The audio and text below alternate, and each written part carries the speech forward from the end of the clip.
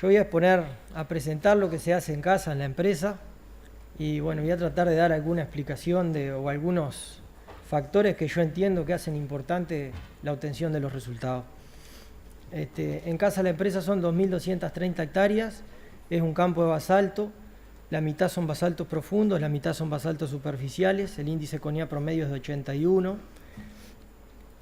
La base forrajera es casi el 100% campo natural. Este año, producto de la seca, se hicieron 60 hectáreas de loto, rincón y ryegrass, pero después básicamente todo el sistema se trabaja sobre campo natural. El objetivo del sistema es sacar todos los ganados gordos a industria, ya sean vacas o novillos, y se cumple con los novillos, y bueno, y las vacas son las encargadas de producirnos esos novillos. Bueno, una de las cosas que yo entiendo que le hace fuertemente a los resultados de la empresa es la presencia mía y de mi familia en el establecimiento. Yo creo que la dedicación personal y familiar a la empresa marca mucho los resultados. Otro factor que yo entiendo que es muy importante es la integración al grupo. El grupo Batoí Zamora para mí es algo esencial. Se discute, se trabaja, hay muchos presentes acá, somos un grupo serio, no perdemos el tiempo, y es un respaldo que como productor y como técnico también tengo en la medida de encarar las cosas que se hacen, ¿no? Bueno, ya más mirando desde el punto de vista productivo, la empresa produce, tenemos una producción de 120 kilos de carne por año, y bueno, ya entrando más en lo que sería los indicadores reproductivos, en casa se entoran 580 vacas promedio por año, lo cual nos ha llevado a entorar en los últimos 10 años más de 5.800 vacas, 5.802 vacas. La preñez promedio ha sido el 88,4, o sea que tenemos preñadas 5.128 vacas. Yo creo que hay un trabajo interesante, y bueno, y ha habido mucho respaldo del grupo, del personal, de la gente. Se ha trabajado mucho al respecto. Una de las cosas que voy a dejar dicho ahora, que hicimos alguna incursión en control de amamantamiento, después yo dejé de hacer control de amamantamiento, y bueno, y que el destete precoz que se hace en casa no se hace para preñar vacas. El destete precoz que se hace en la estancia se hace para invernar vacas, es sobre la última vaca de última cría, lo cual después puedo aportar alguna otra cosa.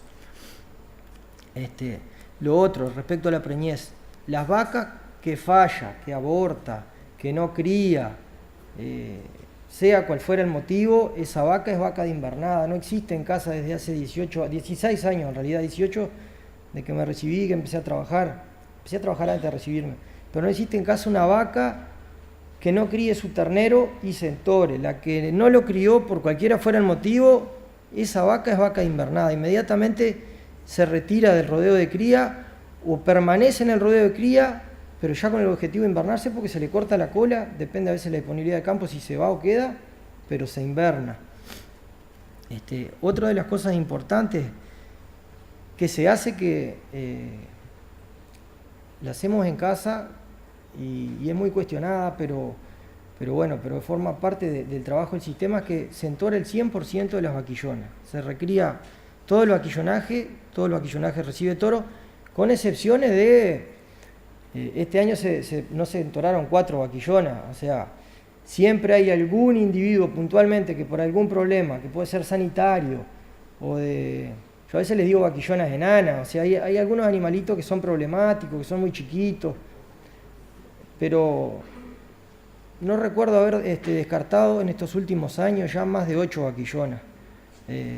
Van todas, después por ahí el refugio lo hace el toro. Bueno. Ahora les voy a presentar actualmente, a ver si podemos armarnos una idea del esquema de casa, cómo se trabaja, porque es muy sencillo. En casa actualmente tenemos, hoy, si entramos a la estancia, está la vaquillona de primera cría, de año, la vaquillona de 2 años, la vaca de primera cría, la vaca de segunda cría y la vaca de tercera cría o CUT, que es la vaca que ya se va del sistema. Actualmente yo pesé antes de venir acá estos días previos, lo que es la vaquillona de 1 año hoy en casa está pesando 271 kilos promedio llena. Después la de 2 años, que es la vaca que en realidad la entoramos a partir de ayer se echaron los toros cuando venía para acá, se soltaron los toros, esa vaca está en 340 kilos hoy, llenas también, ¿no? Después tenemos la vaca de primera cría, esas vacas son paridas de agosto y de septiembre, esas vacas hacen crib feeding, yo hace unos años que empecé a trabajar con el crib feeding y bueno, se manejan a campo natural, los indicadores de preñez son buenos, pero yo pongo énfasis en algo, se hace mucho esfuerzo por asignarles mucho campo, ¿tá? No se preñan por nada, se preñan porque se les asigna mucho campo. A ejemplo, hoy una vaca de primera cría con ternero al pie de parida está a 1,78 hectáreas por vaca, o sea, hay casi 2 hectáreas asignadas a una vaca de esas vacas, ¿tá? Se ajusta por un lado, siempre se otorga algunas y se les quita a otras. Otra cosa que voy a hacer mención, que el año pasado la situación fue compleja y tomamos la decisión, porque de los 16 años que yo he estado, este ha sido el invierno más complicado el verano y la sequía más complicada que he tenido, el invierno también. Y el año pasado, en enero, como venía todo muy feo, tomamos la decisión de hacer un diagnóstico de actividad ovárica. Y bueno, de 216 vacas, 32 vacas estaban en anestro profundo. Y fue, la verdad, me llamó la atención el resultado. Inmediatamente lo hicimos un 28 de enero, se retiran los terneros, se hace un destete precoz ahí, o un destete, en realidad eran vacas de primera cría que los terneritos estaban bastante formados ya, bastante grandes, se sacan esos terneros y de esas 32 se preñan 27 vacas, ¿tá? Fue una tecnología, la verdad que a veces uno lo piensa y dice casi mágica, fue increíble. Fueron 30 días lo que le dejamos a las vacas para que las vacas pudieran preñarse.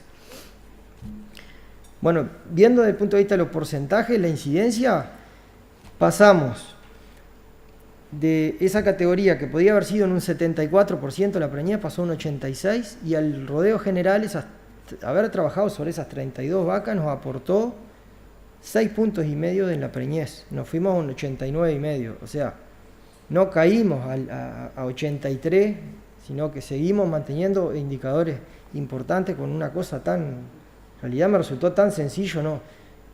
Hay cosas que uno no las hace como productor o como técnico y que el día que las hace decís, ¿qué estaba haciendo yo que no las hacía, ¿no? Pero bueno, está. Con respecto a los terneros que se destetan de esas vacas, del destete precoz, esas vacas destetan terneros que vienen en el entorno de los 220 kilos. ¿Tá? Después tenemos las vacas de segunda cría, que ya están pariendo. Esas vacas también hacen crib feeding y destetan terneros también de muy buen peso. Y después tenemos las vacas CUT, que son las vacas que se le hace destete precoz, se destetan temprano, en enero, a fin de año, los primeros días de enero, esperamos a pasar Reyes y ahí se destetan, se hace un par de lotes y se van los terneritos. Con respecto al crib feeding, una de las tecnologías que estamos aplicando, el objetivo, mejorar el peso al destete de los terneros y lograr una madurez temprana de las vacas. Con respecto a la madurez temprana de las vacas, me ha sorprendido, ayer parió una ternera que se preñó, que nos está pasando en 4 o 5 individuos que se están preñando con 6 o 7 meses al pie de la madre. Son animales muy complejos, muy problemáticos para el sistema, pero nos dan una idea de que reproductivamente el ganado está con una evolución impresionante, están alcanzando la madurez así recontra temprano. Y puedo asegurarles que no hay vaquillonas entreveradas, cruce de vaca, problemas el sistema está muy ajustadito, en muchos aspectos está muy ajustado. Bueno, en la tecnología destaco la aplicación de la tecnología y lo que quiero transmitir es que yo considero que es una tecnología delicada y que es una tecnología que no es para hacerla, mandarla a cero, es una tecnología que por lo menos a mi criterio hay que hacerla con mucha dedicación, mucho cuidado y estar arriba de ella, implementarla. Yo ando mucho en todo, sacando la caca a los pajaritos los primeros días porque queda la ración y no la comen, revisando los terneritos porque es muy peligroso que se pasen de comida y se nos pueda morir alguno. y etcétera, etcétera, etcétera, etcétera. Es una tecnología que bueno, creo que nos está aportando mucho, pero que hay que seguirla de cerca. La comida, lo otro, arrancan ad libitum y terminan en 700 gramos por día. Y bueno, y respecto a la suplementación, que es lo otro que se hace, la suplementación de la recría temprana, que es otra de las cosas que ponemos énfasis en el trabajo. Bueno, el cuántos animales se suplementan depende un poco de la disponibilidad de campo, y pensando desde el punto de vista del momento de destete, lo que sale del destete precoz va todo a suplementación, queda todo en suplementación. Lo que sale de las vacas que se destetan en segunda instancia, que son las vacas del precoz, las de primera cría, perdón, las de primera cría, ahí sale una ternerada muy buena, y muy pocos de esos terneros entran a la suplementación, la mayoría se va al campo, y bueno, y después los otros terneros también, lo mismo los de segunda cría, pocos de esos terneros entran a la suplementación y se van la mayoría se va para el campo. Lo que sí, después que entran a la suplementación, yo trato de no equivocarme o de ser certero en que los animales que entran, no entren y salgan, y voy sacando lo grande de la suplementación, lo más grande va saliendo, algunos fallan en la selección y a los días lo tengo que traer a la suplementación. Prefiero suplementar más tiempo con menos cantidad de comida que cortar. Creo que las situaciones de estrés son malísimas para los animales. Lo mencionaba el destete. En casa una de las cosas que yo quiero es que no haya hambre en el destete. Otra tecnología que voy a mencionar rapidito es la de destetar alambrado por medio. Me ha dado un resultado increíble. Y bueno, y la calidad de los procesos es fundamental. Estar arriba del sistema, del proceso, de que el personal acompañe, todo eso es importantísimo. En casa, para terminar, se logran 120 kilos, tenemos una relación de insumo-producto que está entre 0,36 y 0,48. Una cosa que quiero dejar en claro, se trabaja con pasto. Luis Donazaro, un productor del grupo, siempre dice, el pasto se hace con pasto. Para mí es un concepto muy importante. Es difícil trabajar con pasto, muy difícil, pero es más fácil embalarse y aumentar la dotación, aumentar la cantidad de vacas, etcétera, etcétera. Pero bueno, creo que es una de las cosas fundamentales.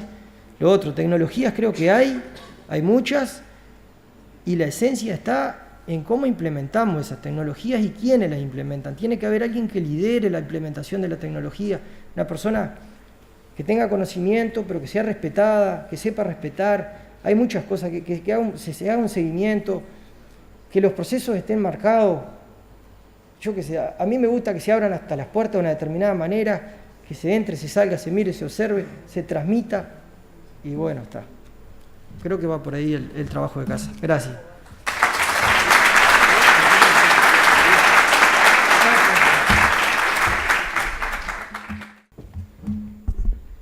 Bueno, buenos días a todos. Muchas gracias a Iña por la invitación a hacer algunos comentarios en este evento. En primer lugar, quiero felicitar a Nicolás, porque la verdad que no lo conocía. Me entusiasmó mucho lo que presentó de su establecimiento y creo que ese es el rumbo, ¿no? Para quienes estamos en el tema de la cría, seguramente la experiencia que él nos transmitió hoy nos va a servir para tomar muchas decisiones en el futuro. También creo que la presentación de Graciela, que fue excelente, nos dio un marco para hacer muchos de estos comentarios. Y además, como la felicito, le voy a pedir los 3 minutos, porque si lo dejamos para después lo vamos a perder. Gracias, Graciela. Antes de hacer alguna referencia a lo que son las tecnologías de la cría, me gustaría hacer algún comentario sobre lo que es el grupo cría. Ustedes ahí en la hojita que tienen el programa, vieron que abajo está en primer lugar el Grupo Cría y después está el Instituto Plaga Agropecuario y el INIA. ¿Qué es el Grupo Cría? Porque seguramente hay mucha gente que nunca oyó hablar de esto y se preguntará qué hace esta gente. El Grupo Cría es un grupo que fue convocado, yo diría que por última vez, porque hubieron otros intentos antes, pero por última vez hace 3 o 4 años, en INIA 33, por Graciela. en el cual estamos integrados diferentes actores, algunos del sector privado, otros del sector público. En el caso particular mío, yo estoy representando a las cooperativas agrarias federadas, pero hay otras agremiaciones de productores que tienen representantes en el Grupo Cría. También hay otras organizaciones que están vinculadas a la cría, el taller de preñez que se realiza en Línea 33, que si bien no es una cosa orgánica, tiene mucha tradición, también está integrado en el grupo. El Centro Médico Veterinario de 33, el Centro Agronómico. Hemos intentado integrar al Ministerio, a INAC, con suerte por ahora variada, pero en definitiva lo que me parecía importante era mencionarles a ustedes la existencia de este grupo, que es un grupo que no tiene ninguna organicidad de nada, no tiene ningún presupuesto de nada. Acá lo que estamos trabajando lo estamos haciendo simplemente porque nos gusta el tema y queremos volcar algo. La idea nuestra desde el origen fue que el grupo tuviera una resonancia a nivel nacional. La verdad que nos ha sido difícil movernos de 33, pero la idea nuestra creo que es poder llegar a otros lugares. Así que yo invito a la gente de acá, de la zona de Tacuarembó y zona aledaña, que pueda tener interés en el tema cría, a que se arrimen a INIA y que a través de INIA Tacuarembó nos podamos vincular y eventualmente tener algunas jornadas conjuntas, sobre todo con la cantidad de nuevas tecnologías que tenemos hoy de comunicación que permiten tener cosas a distancia. Yo voy a hacer comentarios sobre dos de las técnicas que se han manejado acá, que tienen que ver una con el destete precoz y otra con la suplementación invernal, sobre todo referida a las hembras, porque estamos hablando de cría. Y quiero estribar para hablar de eso en algo que presentó, una referencia que hizo hoy temprano Alberto Bozo cuando abrió esta charla. Hizo referencia a las crisis climáticas y ahora el ingeniero Velasco lo retomó. Sí, seguro que he pasado muchas crisis climáticas. Y yo soy un agradecido de las crisis climáticas porque me han enseñado una cantidad de cosas. Y he tratado de transformar cada una de esas crisis en nuevos aprendizaje, digamos. La primera que tuve que sortear fue en el año 88-89, que seguramente muchos de los que están acá no saben ni de qué estoy hablando. En esa época yo hacía 3 o 4 años que había empezado a plantar soja, sembré mi soja en noviembre y en enero, febrero la soja era un palito con unas pocas hojas que no tenían ninguna posibilidad de generar una sola chaucha. Empezamos a averiguar y decidimos enfardar esa soja. Esa soja enfardada, ustedes seguramente han tenido la posibilidad de juntar leña fina para prender el fuego en un monte eucalipto. Ese fardo de soja es eso, es una leña fina enfardada. Pero es un alimento que tiene entre 18 y 20% de proteína, que el ganado lo come y que a nosotros nos permitió, en aquella primera gran crisis forrajera, poderla pasar sin sobresalto, aunque hubiésemos perdido la soja. La primera enseñanza fue, a veces el alimento que precisamos está más cerca de lo que nosotros pensamos. Y después en el año 2000 tuve la posibilidad de 2 experiencias, una personal y otra compartida, incluso compartida con muchos de los que están acá. La compartida tuvo que ver con los hoteles de terneros que hizo el plan agropecuario en aquella seca, sobre todo en la zona norte, que la verdad que era un desastre, y bueno, la cosa se movió. El plan agropecuario hizo una experiencia de destete precoz en hoteles de ternero, que yo creo que fue exitosa, y en lo personal tuve la necesidad de inundar mi campo de afrechillo de arroz porque los terneros y las recrías no tenían que comer. Entonces ahí aprendí a suplementar los terneros y las recrías. Y un poco la idea mía, los comentarios que me gustaría hacer, van referidos no tanto a los productores como a Nicolás, que ya tienen incorporada una cantidad de tecnología. A mí me gustaría poder llegarle a aquellos que menos incorporación de tecnología tienen y seguramente tienen como más adversión a incorporar tecnología. Y quiero presentarles un dato de la encuesta ganadera de hace 2 años, de 2016, que es una encuesta que tiene INIE los resultados, y que hace referencia al uso del destete precoz como tecnología. El 25% de los productores criadores que tienen más de 1000 unidades ganaderas utiliza el destete precoz. De los productores que tienen menos de 300 unidades ganaderas, solo el 3%. A mí me gustaría llegar con mi comentario a ese 3% para que se animen a hacer destete precoz. Porque a su vez esos son los que incorporan otras tecnologías en mucho menor escala. Esos mismos que yo le estoy hablando, de más de 1000 hectáreas, el 80% hace diagnóstico de gestación y de los otros solamente el 40%. Entonces me parece que es importante, entre otras cosas, incorporar una cantidad de tecnologías cuando uno decide tomar una. ¿Qué es el destete precoz en lo que estamos acostumbrados a hablar y simplemente para nivelar información? El destete precoz es el retiro del ternero de la vaca cuando el ternero tiene 60 días de nacido, 60-70 kilos de peso y se le da un suplemento nutricional, tiene una etapa corral que los protocolos hablan de 10 días. Nosotros, y digo nosotros porque algunos integrantes del grupo que integro lo estamos haciendo, estamos manejando algunos días más, estamos manejando 12, 14 días corral, para tener la certeza de que todos los terneros comen bien y no hay problemas nutricionales. Que tiene básicamente un par de objetivos. Uno es aumentar la tasa de preñez. Ese sería el primero. Pero yo diría que hay otros más que creo que en algún caso pueden ser más importantes. Uno tiene que ver con adelantar y concentrar las preñeces y los partos. Concentrar las preñeces y los partos hoy día puede ser una cosa muy importante, sobre todo teniendo en cuenta la atención a los partos. Eso significa lo que muchos damos en llamar la calidad de las preñeces. O sea, el destete precoz nos permite tener preñeces mejores, más temprano, en definitiva de mejor calidad. Y el otro elemento que a mí me parece que es importante, Nicolás lo planteó porque lo hace como método, es mejorar la condición corporal de la vaca. O sea, las vacas que se destetan precozmente están en el otoño en mejor condición corporal y tienen mejores posibilidades de pasar el invierno y en la siguiente etapa de primavera volverse a preñar en mejor condición. Un par de comentarios sobre qué cosas hay que tener en cuenta, a mi modesto criterio, en el destete precoz. Y yo quiero hacer énfasis en 2 o 3 cosas, por más que yo sé que hay muchas otras que rodean. Una tiene que ver la edad y el peso de los terneros. Eso es importante. Que los terneros tengan por lo menos 60 días y 60-70 kilos es importante. Aunque a veces en alguna crisis uno desteta terneros con 40 kilos y no pasa nada, pero concentrémonos en eso.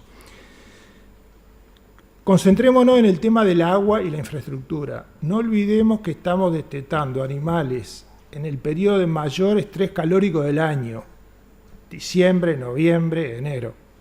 Es muy importante que los terneros tengan buen acceso a buena agua y que tengan buena sombra, que puede ser una sombra artificial, pero que sea buena. Y lo otro que me parece que hay que concentrar y mucho poner atención es en la calidad del alimento que suplementamos a esos terneros. Suplementar una ración que tenga el contenido de proteína y la fuente de esa proteína sea la adecuada es fundamental para obtener buenos resultados. Por supuesto que en la concentración de animales hay problemas sanitarios que hay que atender, sí, pero a mí me gustaría que quien va a tomar la decisión de hacer eso, lo haga concentrándose en esos elementos más importantes y que hay otros que también son importantes pero que son menos, me parece.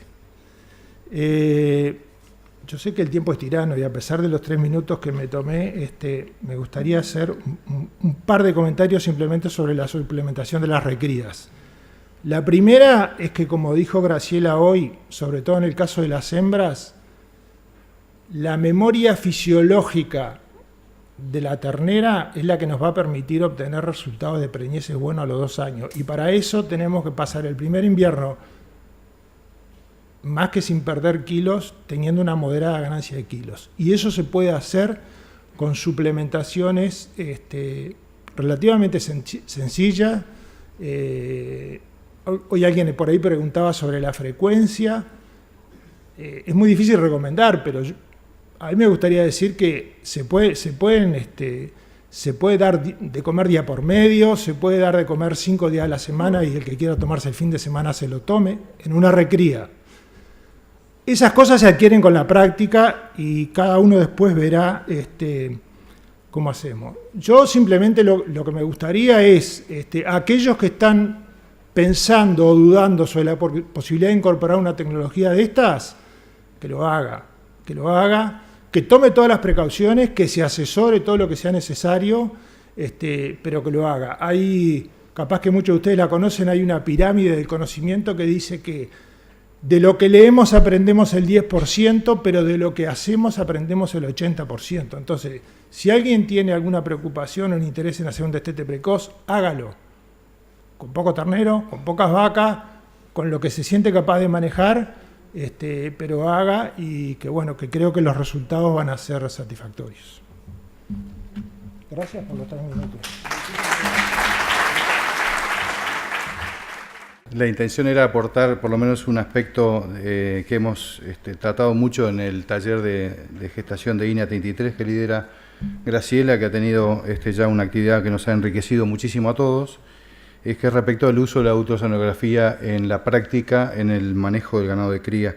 Es muy conocido todo lo que tiene que ver con diagnóstico de preñez, de modo que lo voy a obviar, simplemente agregar que hay otros usos que para nosotros nos dan material para trabajar con los productores, que tiene que ver, por ejemplo, con la clasificación de la edad de la gestación. A nosotros nos gusta hacerlo con los toros adentro para poder más precisamente sacar todo lo que tiene más de 30 días de gestación y después nuevamente para clasificar 2 lotes importantes, asignar recursos, así como la atención del parto, que es importante, y en algunas oportunidades también para determinar la finalización del servicio en casos de desórdenes o servicios muy prolongados en los cuales siempre se corre un riesgo de obtener resultados más bajos. Pero fundamentalmente lo que se ha implementado hace tiempo en el taller de INEA 33 es el uso del ecógrafo como en el diagnóstico de actividad ovárica. Es decir, lo que tratamos de hacer a través de eso es, a través de la colocación del ecógrafo en los ovarios, es como mostraba Graciela, determinar el estado de las vacas en el momento del servicio, que es un momento clave, dinámico, breve, en el cual tenemos muchas cosas que no jugamos, en los cuales, bueno, se puede probar relativamente fácil, con mucha precisión, la determinación de estructuras ováricas que determinen que las vacas efectivamente están ciclando, y con cierta dificultad, y ahora era un poco el tema que teníamos para plantear, el determinar de que hayan algún indicio de que hay una onda folicular, con todas las dificultades como planteaba la doctora Viñoles, las dificultades para determinar precisamente si se puede ver a través de una sola imagen individual, y si no hay un sistema que fuera tan sencillo o barato o económico, práctico como el ecógrafo, que pudiera suplir eso, porque es de gran importancia en ese momento, pero que de alguna manera con una imagen podemos determinar que hay una onda folicular funcionando, que significa que es una vaca que no está lejos de empezar a ciclar y que de pronto con una medida de manejo sencilla como una tablilla puede sacar, y económica, nos puede sacar del anestro. Y por último, si estamos en una situación de una ausencia total de actividad de ondas foliculares que corresponde a una vaca en una muy mala condición, que a veces no precisamos ni el ecógrafo para verlo, lo que los americanos llaman ovarios estáticos, que capaz que es un término un poco más justo con eso, y que necesita una medida radical, como estaban proponiendo los productores de un destete precoz, por ejemplo, ¿no? Para nosotros es una herramienta, qué rápido que va ese reloj, es una herramienta de diagnóstico muy importante, que todavía le falta muchísimo trabajo, por lo cual le hemos pedido continuamente y de rodillas a la investigación que nos asista a los técnicos que estamos en la actividad privada, que nos provean, como lo están haciendo y están trabajando en ese sentido, de herramientas que nos den un poco más de precisión a la hora de llegar al diagnóstico de esa situación, que para nosotros es una herramienta fundamental, ¿no? Es importante como una herramienta en sí mismo, porque nos ayuda a tener un diagnóstico, pero además hemos encontrado que es una buena instancia porque genera una instancia de discusión por la mitad del servicio, cuando todavía hay tiempo de hacer cambios en el rodeo como para lograr manejos. O sea, en sí mismo ayuda, tiene errores, es cierto, muchos son nuestros, hay cosas que son subjetivas, pero es una herramienta que es mucho más precisa que el ojo muchas veces del productor y sus asistentes. Hemos encontrado con gente muy vaquiana que invariablemente, desde que vamos a hacerle ese trabajo hace más de 15 años, sabe cómo está el rodeo y coincide lo que él observa con lo que nosotros vemos en el ecógrafo. Sin embargo, vemos mucha otra gente que no percibe lo mismo y a veces le erra muy mal. Por eso es que nos parece que es una ayuda importante, pero también sirve como asistencia, es decir, que haya una persona que viene de afuera, que obtiene una información relativamente objetiva, que lo ayuda a todo eso, es una buena instancia que nos ha ayudado muchísimo, ¿no? Hay una serie de dificultades que se nos plantean. Una primero es el uso de ecógrafos. Se necesitan ecógrafos precisos, con una sonda de más de 7,5 para nosotros, que son costosos, es cierto. Es un trabajo que se hace en pleno verano, cosa que me complica con las vacaciones y mi señora me presiona mucho con eso, pero es un tiempo de trabajo. Es impresionante como ver lo que es ver cuando todavía falta poco para terminar el servicio y tenemos una gran proporción de las vacas en Uruguay en anestro, y lo podemos ver claramente en esa época, en enero. Tenemos un error a veces en las tomas de muestras. Nosotros hay productores, sobre todo rodeos chicos, nos piden que hagamos vaca por vaca, una por una, y hay rodeos grandes que también nos piden, es cierto, pero normalmente tomamos una muestra y a veces los muestreos tienen sus errores. Y a veces sucede que nosotros tenemos una situación determinada en la cual ya está bien clara la situación y uno toma la decisión porque sabe que está todo ciclando y ya de una manera está todo en anestro. Los problemas se plantean cuando hay situaciones intermedias en todo eso, ¿no? Otro problema que se nos plantea y cada vez más nos complica la vida es el momento de hacerlo. Todos sabemos que estamos en un momento determinado, breve, en el cual no se puede correr el riesgo de demorar las decisiones a la hora de manejar el rodeo. Y si el productor va a esperar a que venga el veterinario y que resultemos en todo lo que tenemos para hacer, a veces es tarde. Entonces muchos productores, por ejemplo, colocan la tablilla antes de tiempo porque saben el momento justo y aprovechan el timing de eso, y muchas veces este trabajo se transforma en una confirmación o no del efecto que tuvo las medidas que tomó, más que una herramienta para tomar efectivamente una decisión. Lo más grave, quizás lo más difícil para nosotros, para el cual estamos pidiendo también asistencia en esa materia continuamente para que nos facilite esto y nos dé un sustento más científico al trabajo que nació más del campo hacia la investigación, digamos, y que le falta sustento técnico. Todo esto es determinar efectivamente si podemos juzgar como una onda folicular una simple foto de un solo día, ¿no? En puridad. Y la doctora Quintán tiene mucha experiencia porque creo que hizo mucho trabajo cuando estudió en Escocia ese tema.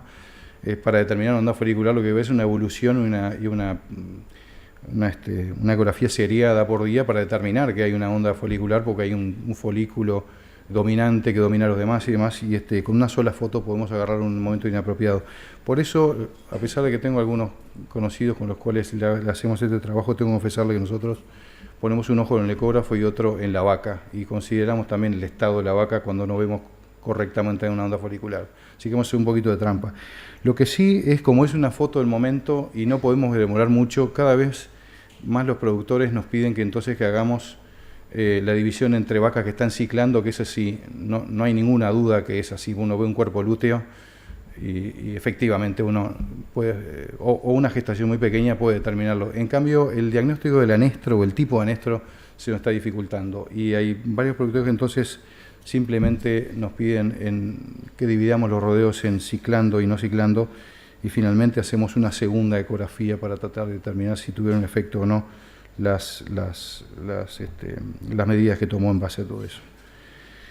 Si nosotros tenemos que asumir como verdadero y necesario la obtención de un ternero por vaca por año, y no nuestra clásica que se vamos demorando o se va atrasando en esta aparición hasta caer en el segundo o tercer año fuera del periodo de servicio de la vaca y falla, nosotros tenemos ahí una realidad matemática, que el año tiene 365 días, que la gestación tiene 282 días y no nos queda más que 83 días para poder preñar de nuevo esa vaca.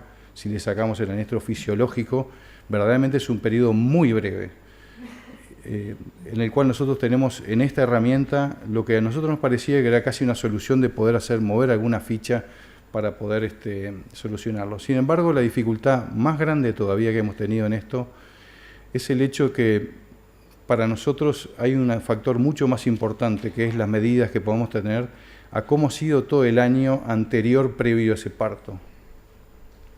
Es decir, nosotros nos planteamos, y lo planteamos en el último taller, el hecho de cuestionarnos cuándo es que empieza el entore, si cuando echamos los toros o si un año anterior, ¿no? O sea, Ahí nos explicamos una cantidad de cosas que a veces queremos solucionar después que está todo hecho. Esto no es más que un examen de cómo fue nuestro año con el ecógrafo.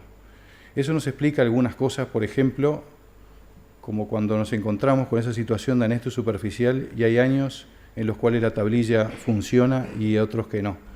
Y es ese mundo un poco oscuro que tenemos, al cual se refería Graciela, Carolina y todos los investigadores están trabajando con respecto a cómo castigamos las vacas en invierno y esa memoria, como decía también Georgette, cómo afecta a ese anesto, esa onda folicular que está ahí, la respuesta de tener el amamantamiento con... ¿Eso es un círculo rojo? Sí, bien. Entendí, comprendí.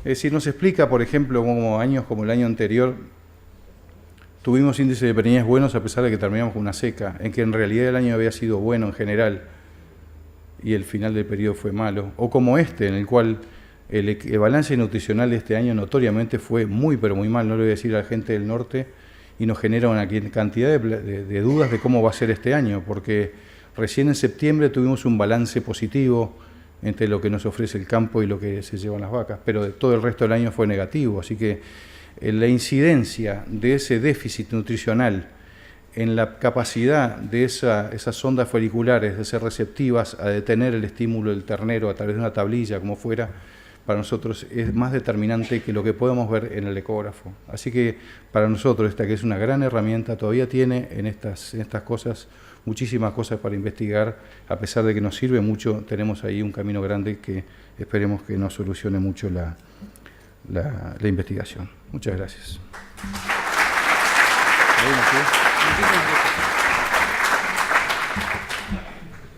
Muchísimas gracias, Santiago, por tu presentación. Tenemos espacio para algunas preguntas y me toca hacer lo que nos separa del almuerzo, así que démosle agilidad a esto. Vamos a usar a lo sumo 20 minutos para esta parte porque venimos un poquito atrasados. Lo que les pido es que las preguntas sean lo más concretas posible. Si pueden ir dirigidas a alguien de la mesa, mejor. De lo contrario, vemos quién gusta responderlas. Y a los que responden, por favor, en la medida de las posibilidades, que ocupen no más de 2-3 minutos para las respuestas, así tenemos un intercambio más rico. Gracias. Tenemos la primera pregunta. Ana. Hola. Gracias. Yo tenía una pregunta para ti, Santiago. Creo que está apagado eso.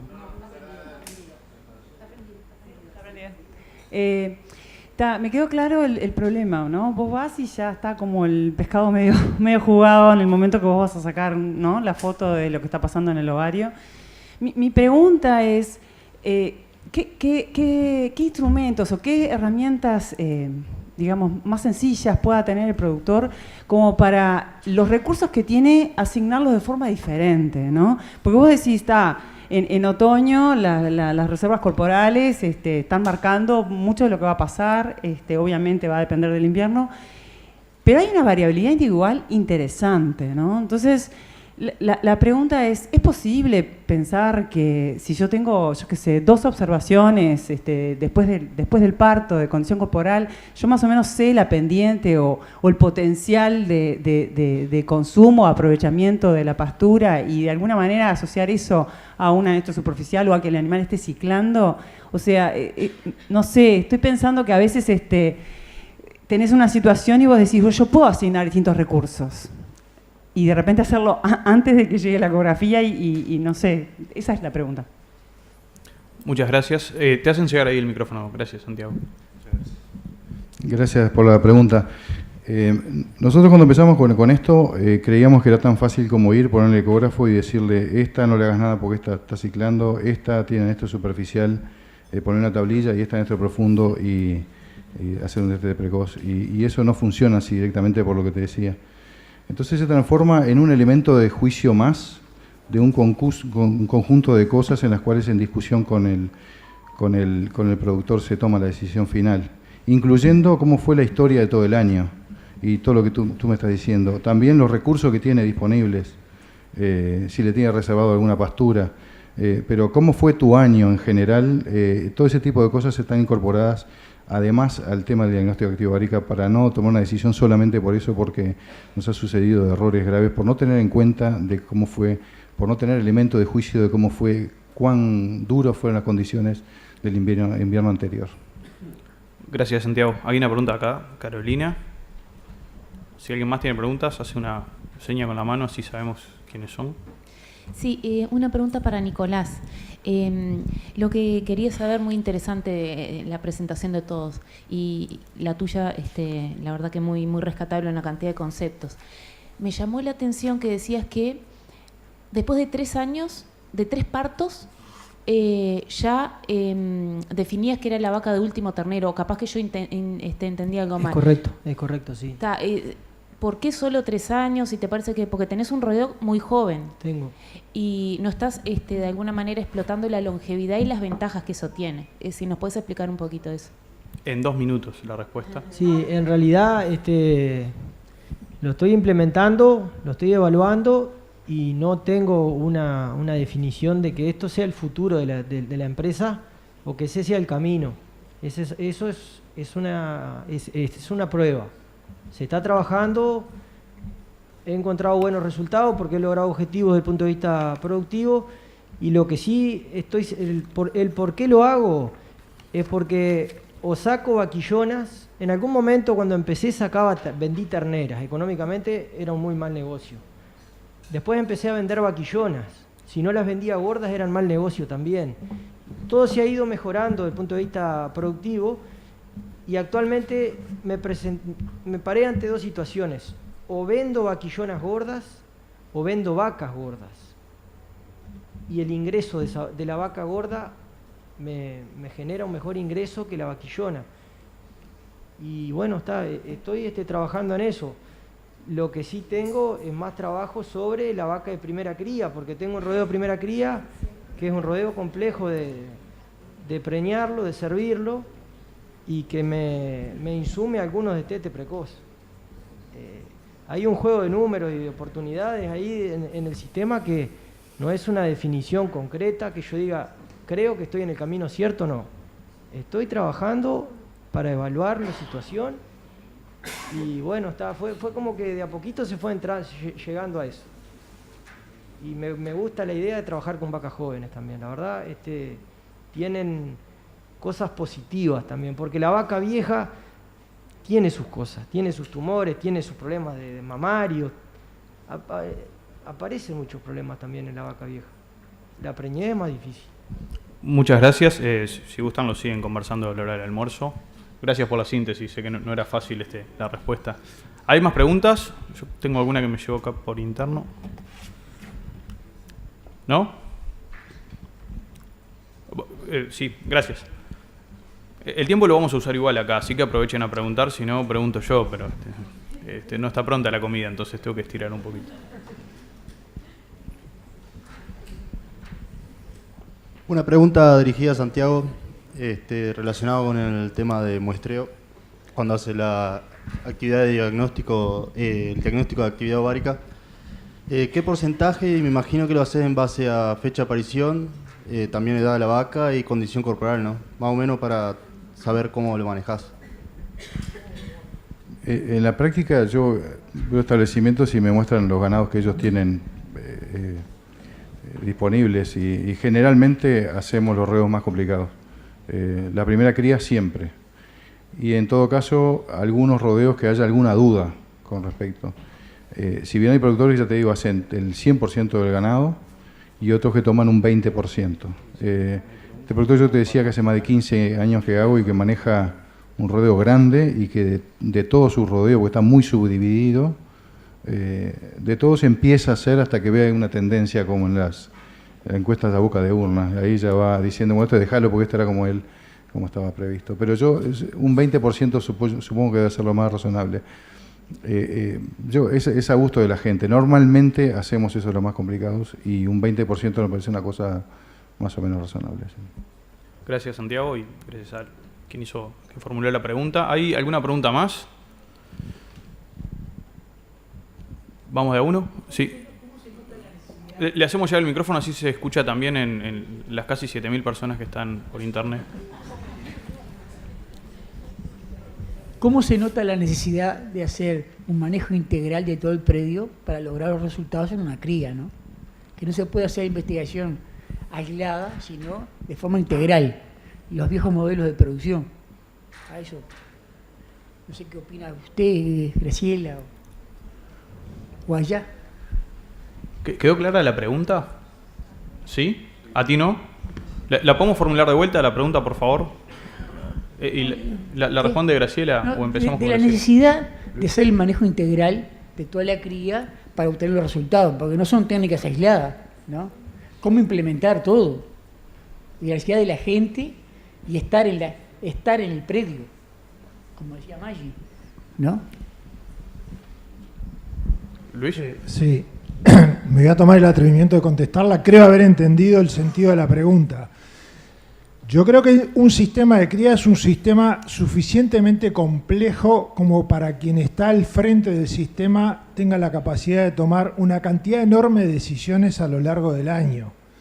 Porque el sistema de cría tiene que ver no solamente con preñar la vaca, tiene que ver con mantenerla en determinado estado corporal en determinada parte del año, tiene que ver con manejarla en determinados campos y suministrarle los alimentos que corresponden en determinada parte del año, tiene que ver con cómo manejo el ternero cuando nace, con cómo manejo la recría después de su destete, con cómo manejo la sanidad de todos esos animales que son todos distintos y tienen requerimientos completamente distintos.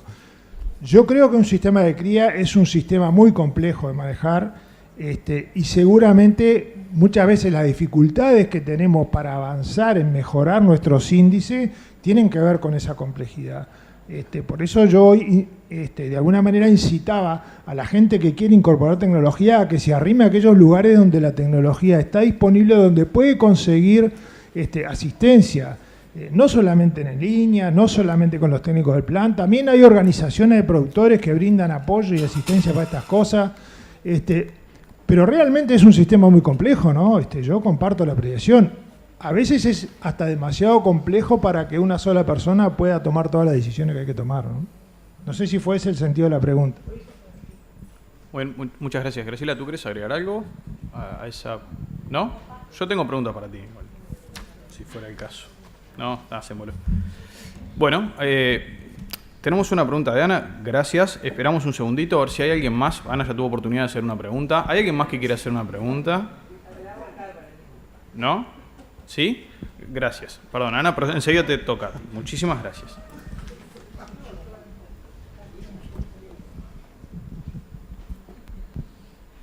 Para Graciela. Hace 7 u 8 años... Sí, 8 años que hago diagnóstico de actividad ovárica y una pregunta sobre una categoría que no hablaron, que es la vaca que está ciclando cuando se hace el diagnóstico de actividad ovárica.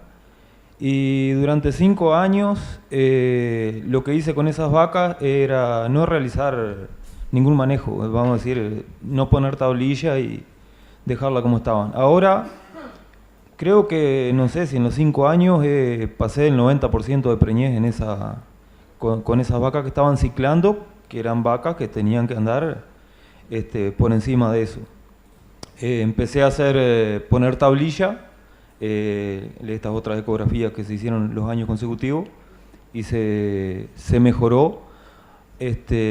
Ahora la pregunta es, con la tablilla en esas vacas que están ciclando, yo logro adelantar el celo y bueno, si logro adelantar el celo sería la pregunta y bueno, capaz que era eso, me queda algo pero no me sale ahora. Dale, lo tienen en el almuerzo. Yo te doy tiempo para pensar en la segunda parte. Vamos a razonar juntos. El destete temporario lo que hace a nivel reproductivo es cortar el anestro, o sea, inducir el celo y la ovulación.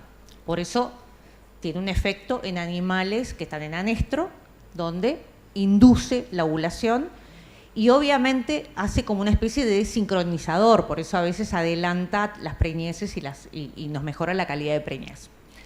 Entonces, cuando uno llega con el diagnóstico de actividad ovárica y ve vacas ciclando, que tienen 2 posibilidades, que esté ciclando, ovulando o que esté preñada, porque si se preñó hace una semana, el embrión no lo vemos, vemos el cuerpo lúteo. Nuestra recomendación es no hacerle nada. porque esa vaca no tiene posibilidad de responder a la tablilla. Porque tú con la tablilla lo que haces es inducir el celo que en esa categoría ya está. En el único caso que podría ser efectivo, que está constatado, es cuando se te planta una seca. O sea, la viste a las vacas ciclando, se te plantó una seca y la vaca deja de ciclar, cae en anestro, tú la diste ciclando, no le hiciste más nada, entonces después se te preña mucho menos de lo que esperabas. Esa vaca, por haber caído en anestro, podría ser un potencial de responder favorablemente a la tablilla. No, y ahora me acordé. Si lo conveniente sería ponerle los 14 días, no por más que esté ciclando, ponerle 10, por decir algo, la tablilla del ternero. Directamente, volviendo a la pregunta anterior, no sería recomendable ponerle una tablilla a un ganado ciclando. Y eso de disminuir los días, podés, en un ganado en anestro, muchas veces nos preguntan, ¿está en buen estado? ¿Está comiendo bien? ¿Está...? A lo mejor pasar a 11, a 10 días, pero no menos de eso, porque lo que podemos perder es mucho. Está, gracias. ¿No? Santiago, a complementar la respuesta.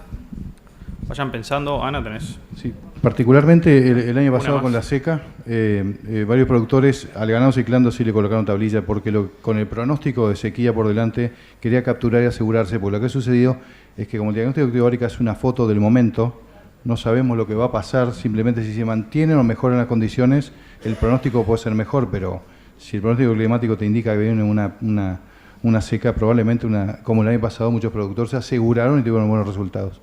Y lo segundo es que en el ganado ciclando también a veces el diagnóstico de actividad nos ha servido para el diagnóstico de enfermedades venéreas, porque el ganado estaba ciclando, pero finalmente falló, que es una ayuda más al laboratorio, digamos, a la hora de detectar enfermedades de ese tipo. Gracias, Santiago. Ana. No, una pregunta para Graciela. Quería saber, porque no tengo idea, el grado de adopción en términos de registro de condición, en términos de productores. ¿Cuántos registran algo de condición? Si hay un manejo acorde a la condición y si eso tiene algún tipo de implementación. ¿En qué momento estratégico tú dirías, este momento no lo puedo perder, es un manejo diferencial? ¿En qué momento lo miro? Bien, gracias, Ana. Mira, recientemente hicimos una jornada en Palo a Pique que la idea era presentar condición corporal, hacer un taller para que la gente volviera a reaprender a hacer condición corporal en el campo y refrescamos un poco todos esos conceptos. Los momentos claves, otoño, sí o sí, parto y entore. Si tenemos que hacerlo 3 veces, esas son las 3 veces. Y de esa forma le ponemos un termómetro al rodeo, porque si vamos a otoño y tenemos vacas 3, bueno, luz roja, estamos muy mal. Si en otoño tenemos vacas 3 en alta proporción, estamos muy mal. ¿Ah? Esos son como termómetros a lo largo del año.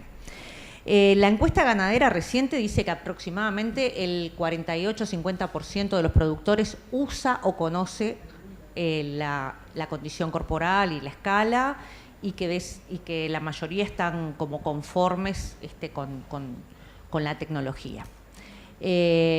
Yo siempre digo que si uno puede simplificar es mejor, si uno es capaz de ir y decir es una vaca flaca, está buena o está gorda, con esas 3 clasificaciones uno mejoraría un montón el manejo general, porque la vaca flaca tenemos que la luz roja, la moderada es la vaca esa que decimos, bueno, un empujoncito y ya está, y la vaca en muy buen estado, nos olvidamos. Entonces, que vendría a ser, por decir algo, un 3, un 4 o un 5 para arriba. Entonces, la percepción nuestra, más allá de los datos objetivos de la encuesta, es que la gente que hace condición es menos de la que nos gustaría, por lo menos. Bueno, muchas gracias, Graciela. Si no hay ¿sí? Quería agregar algo el micrófono cerca. No, digo... No, le quería agregar algo a la pregunta. Y es que podemos trabajar desde el lado de hacer condición corporal y sacar esas vacas en menor condición, pero por lo menos, por lo que me planteo yo muchas veces, me posiciono ante el rodeo. Si tengo la posibilidad de asignarle mejor comida a una determinada categoría, Me posiciono ante el rodeo y bueno, tengo 40 hectáreas que están buenas. No sé, me entran 25 vacas. Por lo menos retiro esas 25 vacas inferiores de ese rodeo. Ayudo a las que quedan, porque en realidad estoy ayudando a las que quedan.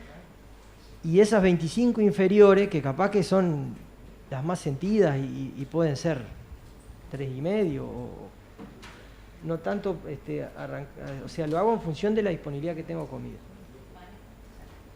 Es un manejo más artesanal, sí, pero tomarla, por lo menos tratar de ayudar al rodeo cuando vemos que porque nos puede pasar que hagamos condición corporal y nos salen 50 vacas y decimos, ¿qué hago yo con 50 vacas si yo tengo comida para 25? Bueno, ayudo a las 25 peores, las otras no tengo cómo, pero ayuda en el sistema, incide. No, simplemente una acotación. Digo, recordemos que la investigación da un 5 o 7% de pérdida de peso en ese ternero que estamos teniendo. O sea, pensando en 10 kilos, son $20 por ternero por poner una tablilla, que en caso que esté ciclando no tiene ningún sentido, ¿no? A no ser un caso extremo como el verano pasado, que se venía una seca grande. Si no, vaca ciclando, no tiene ningún sentido poner una tablilla a un ternero que sabemos que no es gratis, que va a perder en el torno a $20 ese ternero, ¿no? Ni que tal vez en el adentro superficial y demás, que sí tiene su cabida. ¿Hay alguna pregunta o comentario más que quieran agregar antes de que cerremos la sesión? A mí me gustaría darles un minuto la palabra a cada uno de los panelistas, además de agradecerles muchísimo su generosa contribución a esta sesión, para que, si gustan, hagan algún comentario final. No se sientan obligados, está fuera del programa, pero si gustan hacerlo es ahora y si no, vamos a dar cierre a la sesión. Yo vi que estaban revisando los apuntes, pensé que podía haber quedado algo pendiente. Siempre queda, dice Luis. Quedó, sí, quedó mucha. Ahí bueno, quedó está información. bien. Hay un detalle que creo que es importante para todas las empresas y que lo iba a decir en la carrera, que es el tema de los toros. La revisación de toros, la prueba de servicio, yo me he encontrado sorpresas en la empresa totalmente inesperadas, porque poco se hace, poco se trabaja al respecto, y me he encontrado con sorpresas varias veces con respecto a la revisación de toro, que va Luis Givaroni, un veterinario, lo hace en casa, y bueno, está ahí, aporta porque podemos caer en el error de trabajar con toros que no están en condiciones. Bueno, muchas gracias. Luis o Santiago, si gustan hacer alguna consideración final. Si gustan. Todas las cosas que faltan para la próxima jornada. Bueno, bien, gracias. Santiago, ¿estás pronto? Graciela. Solo si gustan, no se sientan obligados. No, yo quiero antes que cierres el panel agradecer a los técnicos que nos están acompañando, que tienen una gran experiencia como productores, que ven la tecnología adentro, porteras para adentro, que son nuestros interlocutores, que son los que nos golpean la puerta y nos dicen dónde falta información, dónde podemos ajustar determinados protocolos y que nos retroalimentamos constantemente. Así que bueno, yo quiero agradecer personalmente a mis 3 compañeros. Bueno, muy bien.